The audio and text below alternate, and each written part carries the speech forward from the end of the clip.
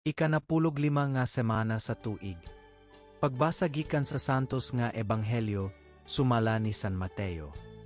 Unya si Jesus miingon, O Amahan, Ginoo sa langit ug sa yuta, nagpasalamat ako kanimo kay gipadayag mo man ngadto sa mga walay, kahibalo ang imong gililong sa mga maalamon ug sa mga makinaadmanon. Amahan, natuman. Kini kay mao may imong gusto ag pagbuot.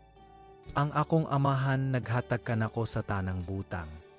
Walay nakaila sa anak gawas sa amahan, og walay nakaila sa amahan gawas sa anak ug kadtong mga tawo nga buot sa anak nga makaila sa amahan.